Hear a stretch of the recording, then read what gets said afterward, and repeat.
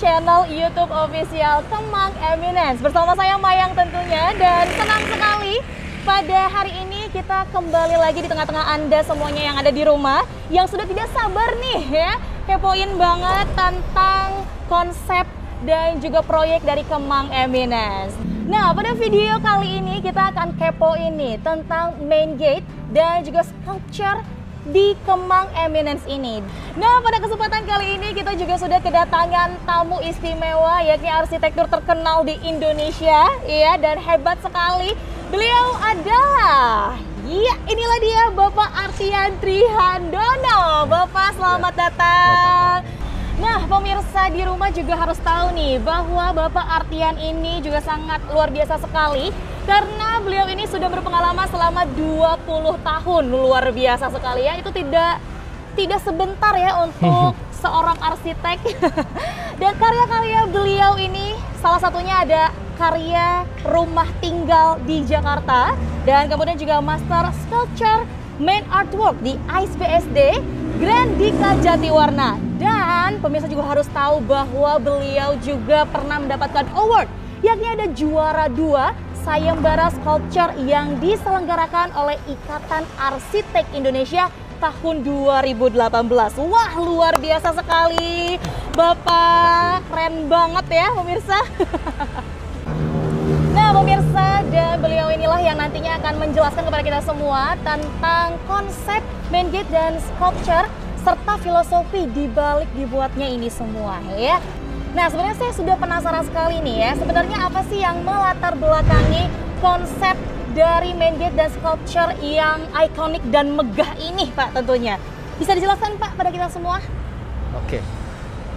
Jadi begini, yang melatar belakangi konsep dari main gate ini adalah sebenarnya profesi saya ada 2, sebagai arsitek dan sebagai seniman sculpture.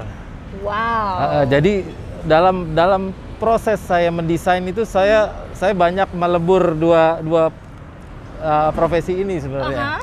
Jadi kalau arsitek memang lebih banyak berbicara tentang fungsi, berfungsi gimana caranya fungsi orang bisa nyaman di sini. Betul. Seperti itu. Bisa ini fungsinya semua terpakai, tidak ada yang tidak terpakai gitu ya. Nah, saya kombinasikan selain hanya sebagai fungsi, saya juga kombinasikan lebih sesuatu yang berseni gitu loh. Jadi itu bagi saya nilai lebihnya di situ. Jadi nilai lebihnya adalah bangunan ini harus punya nilai seni gitu loh. Jadi dalam awal-awal saya membuat konsep ini adalah saya harus membuat sebuah bangunan yang ikonik. Jadi nggak hanya sebagai bangunan biasa. Kalau Anda membayangkan sebuah gerbang, ya gerbang itu menyambut udah. Tapi saya lebih dari itu, saya berusaha membuat bentuk yang ekspresif. Wow. Jadi dia punya ekspresi sendiri. Coba Anda lihat bentuknya deh. Iya. Bentuknya tuh saya membayangkan sebagai seniman di situ. Iya. Saya membayangkan bentuk yang seperti gini sebenarnya. Jadi menerima. Kayak orang menerima. Ya ini welcome. Kita datang ke tempat saya. Jadi kita menyambut tamu yang datang sebenarnya. Karena dia sebagai main gate di depan, dia menyambut tamu. Jadi bentuknya seperti orang merangkul sebenarnya. Oh iya, betul. Kalau dilihat-lihat memang betul ya. Iya, jadi seperti orang merangkul. Kalau lihat, jadi kita dalam awal mendesain bukan berpikir wah bikin rumah atau bikin bangunan, enggak. Justru saya mencari bentuk yang ikonik yang mengandung ekspresi tertentu. Ya itulah salah satunya ekspresi yang merangkul tadi. Biar orang datang nyaman, nikmatilah perumahan ini. Sebenarnya itu sih. Jadi kita welcome untuk ke situ. Ya. Setelah kita mendapat sebuah bentuk arsitektur yang kita harapkan ekspresinya, ya seperti ini, yang seperti kita merangkul tadi, kita baru tentukan material apa yang pas untuk perumahan ini. Konsep arsitektur awal dari perumahan ini adalah karena ini di Bogor ya, ini di Bogor gitu. Saya membayangkan nih suatu tempat yang natural gitu ya, berkontur. Jadi saya bayangkan nih resort sebenarnya. Saya bayangkan sebuah resort tropis gitu kan, jadinya saya sesuaikan materialnya. Misalnya kita bisa lihat nih bata expose gitu kan, itu seperti kita kalau lagi di liburan, kita lagi liburan gitu. Ada bata expose-nya, ada bata terawal. Jadi materialnya material natural yang kita pakai di sini, tropis lah. Kita pakai tropis yang disesuaikan dengan tanaman-tanaman gitu. Jadi lahan yang berkontur seperti itu. Jadi di situ ada kesesuaian bentuk yang ikonik, ekspresif, dipadukan dengan suasana yang tropis dan resort. Sebenarnya seperti itu sih konsepnya. Nah, ada satu lagi yang perlu dikuatkan di sini. Apakah itu? Jadi kalau orang kita udah pakai baju yang bagus, semua udah cocok ya, pakai sepatu, pakai apa? Ada satu yang kurang. Apa? Aksesoris. Kalau perempuan harus pakai aksesoris kan ya. Ada yang mungkin pakai cincin atau pakai anting seperti itu. Nah, saya biasanya di sebuah desain saya ada satu aksesoris penting yang saya akan taruh. Apakah itu? Apa tuh, Pak? Sculpture. Jadi di tengah-tengah ini nantinya akan ada sebuah sculpture. Orang bilangnya apa ya, sculpture itu bisa patung atau apa, tapi saya lebih ke patung modern, abstraksi sebenarnya. Yang ikonik tentu saja. Ya, jadi kebetulan saya juga seorang desainer sculpture. Nah, ini kita udah bikin modelnya sebenarnya. Kita modelnya seperti kurang lebih seperti ini modelnya. Jadi di Kemang Eminence ini ada sebuah sculpture yang saya bilang tadi, aksesoris yang cantik ada di tengah nanti. Ya, nanti ada di tengah. Pas di tengah-tengah yang kita mau lindungin tadi, rangkul tengah. Di tengah nanti dia akan menyala. Bisa dilihat di 3D-nya nanti ya, bisa dilihat. Suatu saat ini sebenarnya bisa dibangun nanti segera. Nah, filosofi apa dari si sculpture ini? Apa tuh, Pak? Sebenarnya saya kembangkan sculpture ini sebenarnya dari logo awalnya. Logonya si Kemang Eminence. Jadi, tapi saya membayangkan ini sebagai suatu tunas yang tumbuh sebenarnya. Tunas yang tumbuh dan akan terus berkembang. Jadi perumahan ini akan terus tumbuh dan berkembang. Ya, semoga akan jadi berkah ya buat yang tinggal di sini. Jadi akan terus bertumbuh dan berkembang untuk keluarga-keluarga yang tinggal di sini. Seperti itu sih. Jadi kita buat sebuah sculpture yang seperti sesuatu yang tunas yang tumbuh ya sebenarnya. Jadi seperti itu. Jadi nanti di sini nanti ini dirambatin tanaman nih bawahnya nih. Jadi hijau. Ya, ini ini bawahnya ada tempat untuk merambatnya tanaman seperti itu. Ini aku baru dengar ceritanya aja udah merinding nih, Pak ya. Belum jadi udah merinding. Ya, sorry.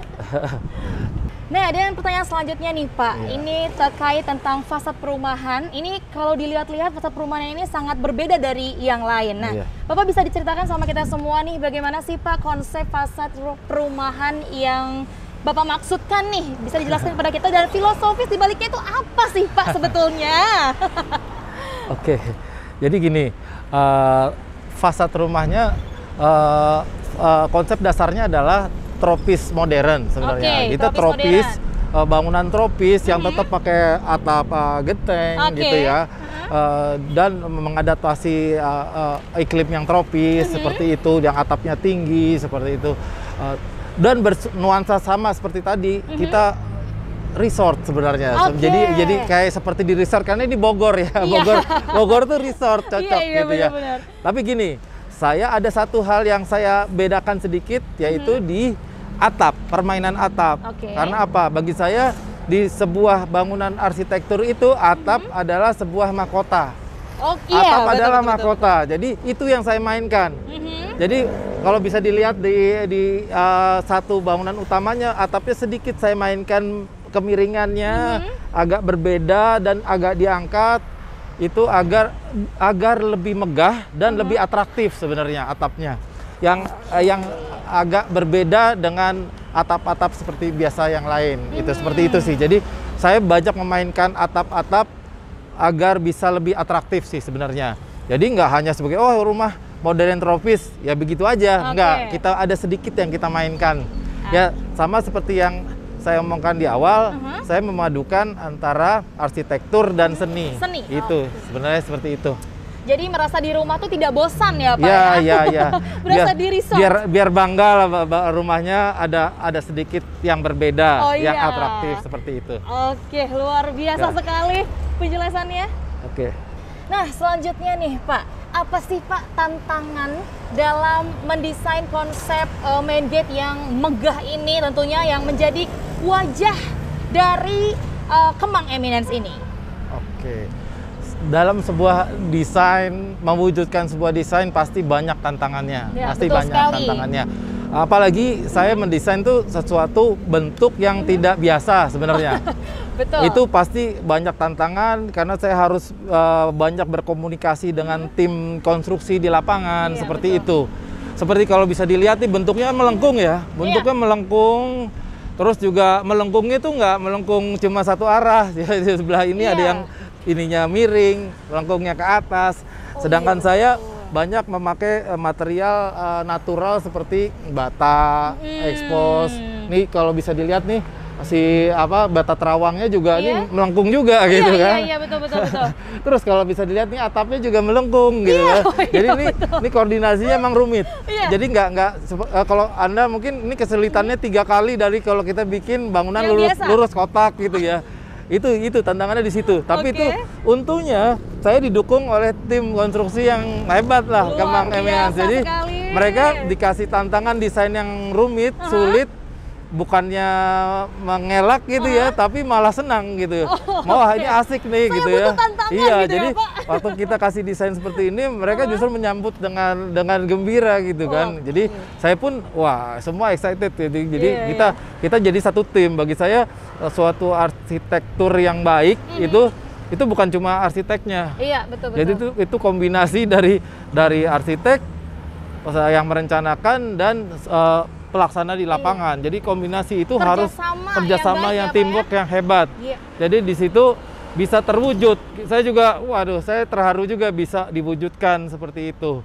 Nah, kalau dari tadi kita sudah bicara tentang konsep dan filosofi, Pak. Nah, kita mau tanya tentang bahan bangunan apa sih, Pak, yang digunakan oleh Bapak? Apakah ada spesifikasi khusus ya yang Bapak gunakan di setiap desain Bapak? Dan khususnya untuk yang ini, main gate. Dan juga sculpture dari Kemang Eminence ini, Pak. Bisa dijelaskan, Pak?